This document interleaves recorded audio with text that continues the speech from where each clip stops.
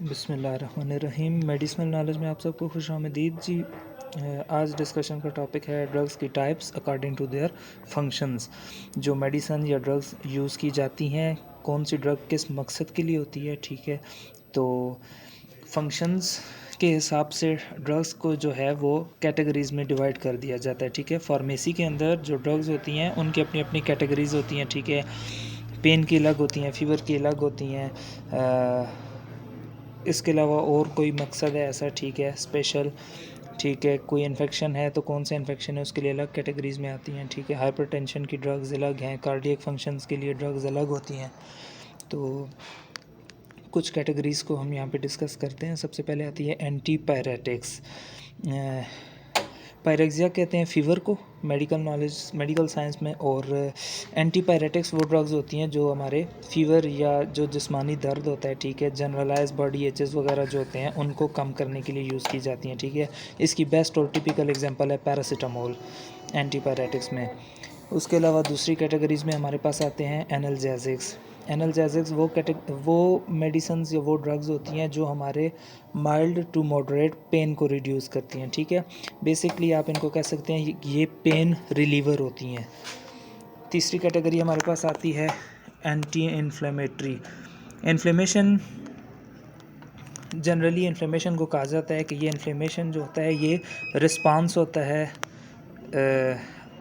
Living cells का या healthy cells का इन किसी भी इन्फेक्शन के अगेंस्ट, ठीक है। जब कोई इन्फेक्शियस एजेंट आपकी बॉडी में चला जाएगा, इन्फेक्शन के अलावा भी अगर कोई ऐसा मसला जो आपके हेल्दी सेल्स को डिस्ट्रॉय कर रहा है, तो उसके साथ जिस जगह पे वो इन्फेक्शन काज हो जाएगा तो उसके इर्द गिर्द जो हेल्दी सेल्स जो अभी तक उससे इफ़ेक्ट नहीं हुए, तो वो एक रिस्पांस शो करते हैं जिसको कहा जाता है इन्फ्लेमेटरी रिस्पांस, ठीक है।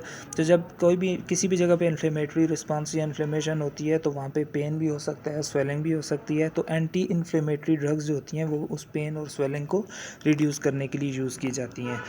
उसके बाद हमारे पास कैटेगरी आती है एंटीबायोटिक्स की। एंटी मीन अगेंस्ट और बायोटिक्स कहते हैं बैक्टीरियाज़ को। तो जो बैक्टीरियल इन्फेक्शंस होते हैं उनको ट्रीट करने के लिए जो मेडिसिन्स यूज़ की जाती हैं उन्हें कहा जाता है एंटीबायोटिक्स। इसी तरह एंटीवायरल्स वो मेडिसिन्स होती हैं जो कि वायरल इन्फेक्शन को ट्रीट करती हैं। उसके बाद कैटेगरी आती है एंटी फंगल्स। तो फंगल भी एक माइक्रो ऑर्गेनिज्म की टाइप होती है। तो जो फंगल इन्फेक्शंस होते हैं वो सिस्टेमिक भी होते हैं, मींस की बॉडी के अंदर भी हो सकते हैं और बाहर भी होते हैं, ठीक है। सुपरफिशियल हमारी स्किन के ऊपर, बालों में, आगे पीछे इस तरह। तो उनको ट्रीट करने के लिए एंटी फंगल मेडिकेशंस यूज़ की जाती हैं। इसके बाद जो है जी अगली कैटेगरी हमारे पास आती है एंटी पैरासिटिक्स की। पैरासाइट्स जो होते हैं, आप किसी भी ऐसे एजेंट को कहते हैं, ठीक है, कोई भी ऐसा ऑर्गेनिज़म जो आपके बॉडी के ऊपर, ठीक है, फूड और शेल्टर दोनों चीज़ें हासिल करे, ठीक है, जो आप ही के जिस्म में आ जाए, वहीं पे रहे, उसकी अफजाइश भी हो और वो वहीं से अपना फूड भी ले, ठीक है। तो कुछ पैरासाइट्स ऐसे होते हैं जो हमें इन्फेक्शन भी काज करते हैं, ठीक है। और इसकी कॉमन एग्जांपल आप ले सकते हैं, ठीक है, जो स्केबीज़ होती है, जो स्केबीज़ का जरासीम होता है वो एक पैरासाइट होता है, ठीक है, स्किन के ऊपर। तो वो ख़ारिश जो होती है वो हमें उस बीमारी को कहा जाता है स्केबीज़। तो जो एंटी पैरासिटिक्स होते हैं ड्रग्स, ये वो होती हैं जो उन पैरासाइट्स के इन्फेक्शंस को ट्रीट करती हैं, ठीक है। कुछ पैरासाइट्स ऐसे हैं जो हमारे जिस्म के अंदर भी इन्फेक्शन काज करते हैं। इसके अलावा अगली कैटेगरी हमारे पास आती है जी एंटी हेलमिंथीस की। हेलमिंथीस का मेडिकल साइंस के अंदर वर्ड जो यूज़ होता है वो होता है हमारे जो निमाटोड्स और सिस्टोड्स वगैरह, जो मतलब हमारी इंटेस्टीन्स के अंदर जो वर्म्स होते हैं, जो कीड़े होते हैं, सादा ज़ुबान में जिनको कहा जाता है कि पेट के अंदर कीड़े हैं, तो उनको ट्रीट करने के लिए जो ड्रग्स यूज़ की जाती हैं उनको एंटी हेलमिंथीस कैटेगरी में रखा जाता है, ठीक है। उस कैटेगरी का नाम है एंटी हेलमिंथीस। इसके आगे फर्दर फिर वो जितनी भी ड्रग्स यूज़ की जाती हैं वो आती हैं इस एक ग्रुप के अंदर।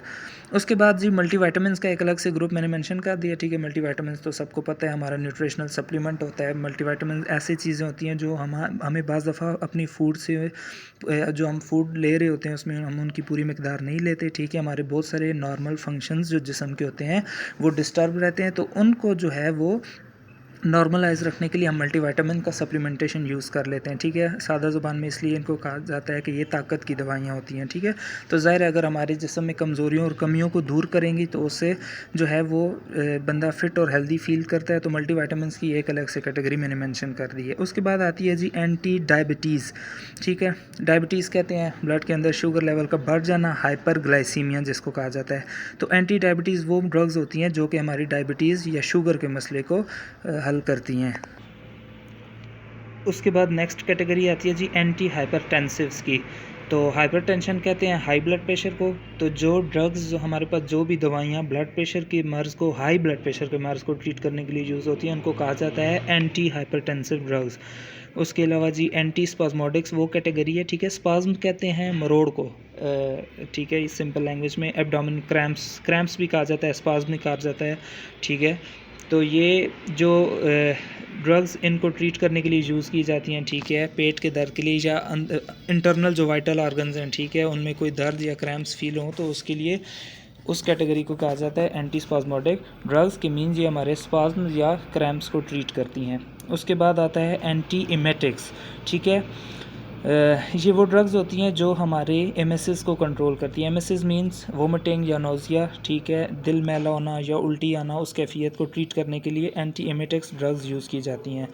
उसके बाद जी नेक्स्ट कैटेगरी और बड़ी अहम कैटेगरी है वो है एंटी एंजाइनल, ठीक है। एंजाइना कहते हैं चेस्ट पेन को, आगे इसकी फर्दर टाइप्स हैं वो बहुत डिटेल की बात है, ठीक है। सिंपल ये है कि जो कार्डियक अरेस्ट या चेस्ट पेन या एंजाइना जो एक प्रॉपर एक डिजीज़ है हार्ट से रिलेटेड, ठीक है, ह्यूमन हार्ट से, दिल के मसलों के लिए, तो उनके लिए जितनी भी दवाइयाँ दिल के मसलों के लिए यूज़ की जाती हैं उनके लिए अलग से कैटेगरी है एंटी एंजाइनल ड्रग्स की, ठीक है।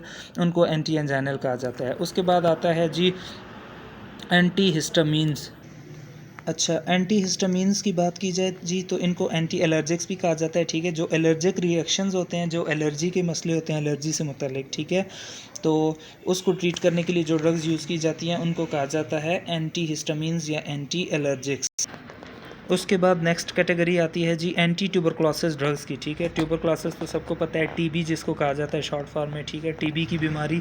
तो जो ट्यूबरक्लोसिस को ट्रीट करने के लिए जो ड्रग्स होती हैं, ठीक है, वो तो ज़ाहिर है सबको ही पता है, प्रॉपर प्रोटोकॉल से दी जाती हैं, उनमें प्रॉपर डोज रखी जाती है पेशेंट्स की सिवियरिटी, डिजीज़ की सिवियरिटी की बेस पे। तो बहरहाल जो ट्यूबरक्लोसिस को ट्रीट करने के लिए ड्रग्स हैं वो कुछ ख़ास किस्म की होती हैं और उनके लिए अलग से कैटेगरी होती है जिसको कहा जाता है एंटी ट्यूबरक्लोसिस ड्रग्स। उसके बाद जी एंटी साइकोटिक या न्यूरोलेप्टिक्स ड्रग्स होती हैं, ठीक है।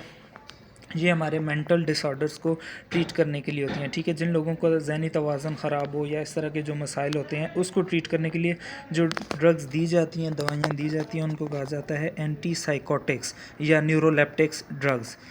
उसके बाद नेक्स्ट कैटेगरी है जी एंटी डिप्रेशंस, ठीक है। डिप्रेशन तो सबको पता है, ठीक है। डिप्रेशन आप कह सकते हैं कि बंदे का डिप्रेस मूड होता है, ठीक है, और लो मोटिवेशन, लो मूड, विथड्रॉल सिम्टम्स, ये सारी की सारी जो हैं ये डिप्रेशन के ही अलामात होती हैं, ये सिम्टम्स होते हैं। तो जो एंटी डिप्रेशंस होती हैं ड्रग्स वो हमारे इन्हीं सिम्टम्स को बेहतर करने के लिए, मूड को एक्टिव करने के लिए दी जाती हैं, तो उनको कहा जाता है एंटी डिप्रेसिव मेडिसिन्स या फिर एंटी डिप्रेशंस। उसके बाद हमारे पास नेक्स्ट कैटेगरी आती है जी सेडेटिव, हिप्नोटिक्स, स्लीप इंड्यूसर्स या एंटी एंजाइटी, ठीक है। ये तीनों नाम मैंने एक ही कैटेगरी के लिए लिख दिए हैं क्योंकि इन तीनों का पर्पस बेसिक एक ही होता है, ठीक है। तो नाम से ज़ाहिर है, ठीक है, ये हमें थोड़ा नशा भी देते हैं, ठीक है, इसीलिए लोग इनका नशा भी करते हैं, ठीक है। नशा देने का मतलब ये है कि वे ये सेडेटिव होती हैं, गुनूदगी तारी करती हैं। जिन लोगों को नींद का मसला होता है, नींद नहीं आती, तो ये उनको नींद भी देती हैं। स्लीप इंड्यूसर्स इनको कहा जाता है। और इसके अलावा एंटी एंजाइटी इनको कहा जाता है, ठीक है। एंजाइटी भी डिप्रेशन की तरह का एक मसला है, ठीक है। तो जैसे खौफ ज़्यादा रहना, चुप रहना, तो ये सारे सिम्टम्स को जो है ये ट्रीट करने के लिए सेडेटिव, हिप्नोटिक्स या उनको स्लीप इंड्यूसर्स या फिर एंटी एंजाइटी मेडिसिन या एंटी एंजाइटी ड्रग्स कहा जाता है, दी जाती हैं। इस कैटेगरी में ये आती हैं। उसके बाद जी फाइनल मैंने लिखा है एंटी एपिलेप्टिक्स, ठीक है। एंटी एपिलेप्टिक्स कहते हैं, एपिलेप्सी कहते हैं मिर्गी के मर्ज़ को या मिर्गी के मुतालिक जो भी अमराज होते हैं मिर्गी से रिलेटेड। तो जो ड्रग्स मिर्गी को ट्रीट करती हैं, एपिलेप्सी को, उनको कहा जाता है एंटी एपिलेप्टिक्स या एंटी एपिलेप्सी ड्रग्स। ये था आज का टॉपिक। उम्मीद है आपका ड्रग्स की कैटेगरीज़ के हिसाब से जो है वो कॉन्सेप्ट क्लियर हो गया होगा। नेक्स्ट वीडियो में मुलाकात होगी। वीडियो अच्छी लगी तो लाइक कर दें, चैनल को सब्सक्राइब कर दें। अल्लाह हाफ़िज़।